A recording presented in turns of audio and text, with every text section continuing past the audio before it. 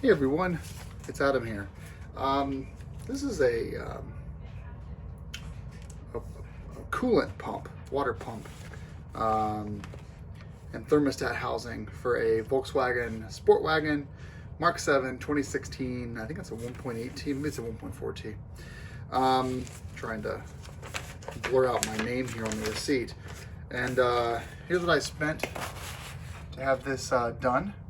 Now, the only thing that's extra is 2 gallons of G13 VW Audi coolant had to be done as well. So it is basically brand new coolant throughout. That is a 50-50 blend. Yeah, the hours maybe an hour too high, but it's the first time this shop's ever done this job. So on this car, so I expect a little bit more, but I expected to pay $1,000 for this, and I wanted to go in this a little bit. So this is not a Shop Dap. Paul over at Shop Dap has a great video on this. Also, there's the belt here. This belt was fine, as you can tell, no cracks. But he did it anyway because he was already in there, and the belt was not that expensive. And he did notice that it had stretched a little bit from its initial bit, so we just did this as well. This is fine with me.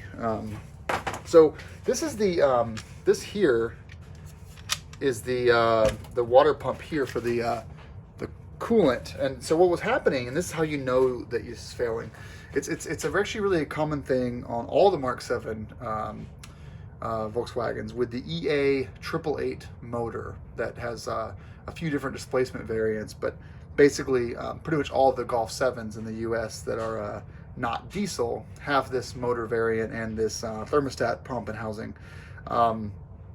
So what you'll notice starts to happen is the first time, if you're not someone like me, checks your motor, your engine bay every week, you'll get a notification on your dashboard, your MFI system, MFD, whatever you want to call it, that says low coolant, alert, etc., etc. It's a yellow warning light.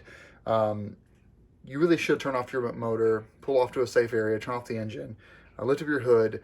Now, the way the EA888 motor works is that it will circulate coolant after you turn the motor off. So it's entirely possible that when you look at the coolant reservoir, it's going to look bone dry. But after about 5 minutes of sitting there, it will fill back up.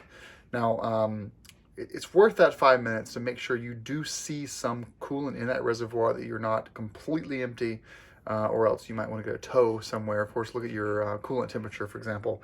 But if everything's good and you have a little bit showing in the bottom of that reservoir, go to your nearest hardware store and get some coolant just so you get by. It is advised that you order G13 coolant. It comes pre-distilled from VW/Audi, and you'll need to obviously, or pre-diluted, you need to add some distilled water to 50-50 blend, or I'm getting off topic, but basically, or adjust that dilution based on the temperature of your climate. Anyway, so what's happening is, that's the first time you'll notice that you'll add coolant. About a week or two later, the light will come back on again. Or you're like me, or check the engine bay, you're like, why is it below the minimum again on my coolant reservoir? Well, I'm going to show you guys why. Everything inside, this is metal here, so it's aluminum, but everything else behind this point is plastic. Nothing about this is any kind of metal at all. And so between 50,000 and 80,000 miles, pretty much every Golf 7 is having a failure of this. And the failure, you'll see that seeping is right here. I'll make sure I'm in frame here. So you got this seeping right here, and you've got coolant basically coming out of this connection right there. So let's go into this apart and see what we see inside. It's like a T20. So this is where the seep was happening right here. And this is, I believe this is the thermostat bit there. It's got a seal there. It's this is a broken seal, then, shit, it's a 20.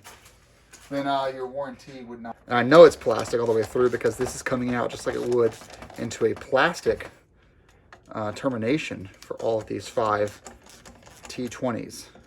This kind of has the same feeling as if like when you're changing your air filter and that air box is plastic, and you can tell that you're screwing into plastic, which means you don't want to over torque this.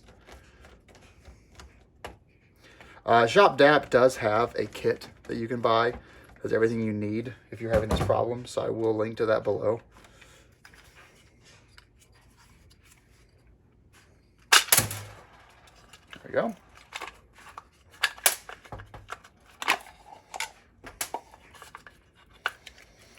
There's our sticker. So you'll look inside of here, and you can see you've got the actual propeller here is a metal housing, but everything else inside of here is completely plastic. And this little guy here is spinning. Obviously, it's got a little bit of a charge there, but it is it's spinning this guy right there, and it looks like the gears, the teeth look fine.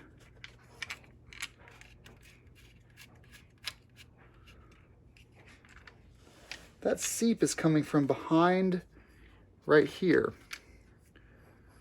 Right there. So it looks like it's coming down from underneath here.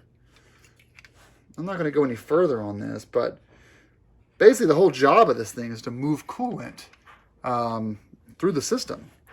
And when this starts seeping, it's not a failure. It actually still worked fine. It would maintain the temperature fine. We didn't have any overheating, but basically I was having to add about a whole liter of coolant every 2 weeks. Well, you know, coolant plus water every 2 weeks. And it's coming out of, I could actually probably steal these bolts for my own use. But yeah, you can see there it was dripping down. It looks like it's kind of caked there. Looks like it was coming out of here. I wish I could like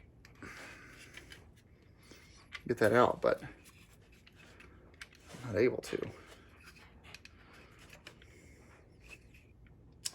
I don't really feel like going any further on this, but basically, there's really no aftermarket options for you yet. There will be eventually. There will be a situation where a company out there is probably working on this, where they're making something that's not plastic, that will be a little bit heavier but last much longer.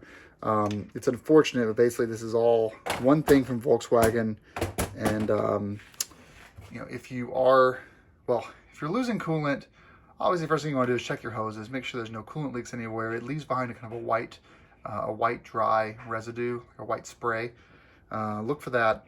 And if you can't find that, if you've been into the car, chances are this is the culprit. And you know, there's not really much that you can do about it other than replace the whole thing. Luckily, the part ranges about $315 to $400 depending on where you go, and you're going to need to add some coolant, and you'll probably want to also replace this belt as well. So it doesn't go there if I'm just fucking around. Either way, ShopDap has this. Paul has a video about it. Mark 7 Golf owners, you're driving a ticking time bomb. Luckily, it's not going to strand you. It's just going to be an annoyance. And it was annoying enough that we replaced this, because really there's no other way around it. You got to replace this. All right, guys. Thanks for watching, and good luck.